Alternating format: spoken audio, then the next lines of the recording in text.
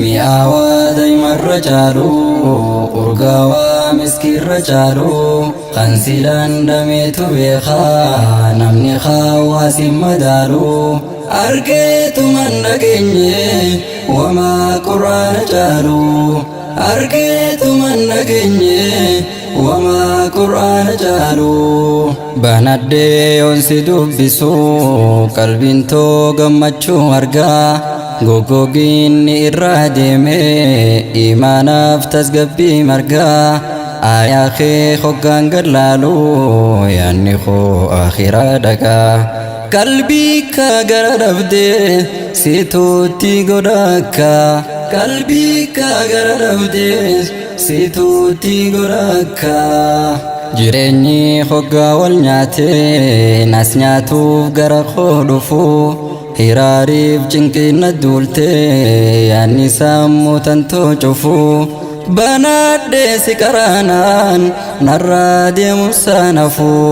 banadhee si qaraanaan narraa deemu sanafu qabaattuu addunyaa irratti saahiba kan si jaallatu kan akkaan sitti dhihaatee atis gara isaa dhihaattu si wajjin qabriin seenu gaafatii qabrii seentu si wajjin qabriin seenu gaafatii qabrii seentu mi'aawaa daa'imarra caalu urgaawaa miskiirra caalu kan silaan dameetu beekaa namni hawaasin madaalu argeetuman dhageenye wamaa quraana caalu argeetuman dhageenye wamaa quraana caalu saahibaa tokkotu jira kan hogguu si jalaan hafne addunyaa irratti sin gatu qabritti illee sin hanqanne inni seenyu yoo jette qur'aana irraa rafne inni seenyu yoo jette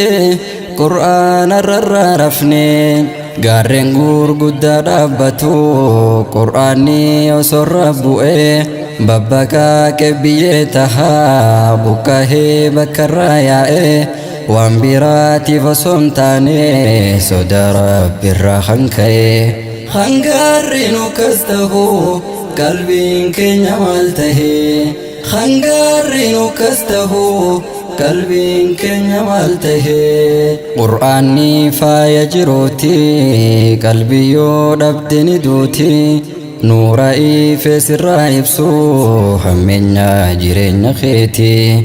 ifa addunyaa fi akhiraa hin gaarre akka keeti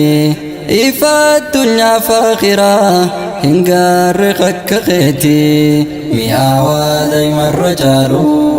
urgaawaa miskiirra caalu kan silaan dameetu beekaa namni hawaasin madaalu argeetuman dhageenye wamaa quraana caalu argeetuman dhageenye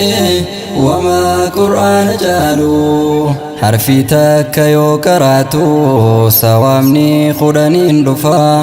lamaaf sadiin ol dabaltus achumaan itti sii fufa rabbiin keesi jaallannaan khayrii yoom sirraa cufa rabbiin keesi jaallannaan khayrii yoom sirraa cufa qixaanni akkaan jabaatu addunyaa tana gubbatti arrabni keessa khaalame dagatu zikrii rabbiiti qur'aana isaa dagatte mee maal namummaan teeti qur'aana isaa dagatte mee maal namummaan teeti itti fiina irraan fiinu ofiin hiina firraan hiinu gadadoo jiruuf jireenya jiraachuun siituu hammeenya qur'aanan nuuf bareecha alaa fi mana keenya qur'aanan nuuf bareecha jiruuf jireenya keenya mi'aawaa daa'imarra caalu urgaawaa miskiirra caalu kan silaan dameetu beekaa namni hawaasin madaalu argeetuman dhageenye wamaa quraana caalu argeetuman dhageenye wamaa quraana caalu barii baarachuun gaariidha waa wallaalutu qaanyiidha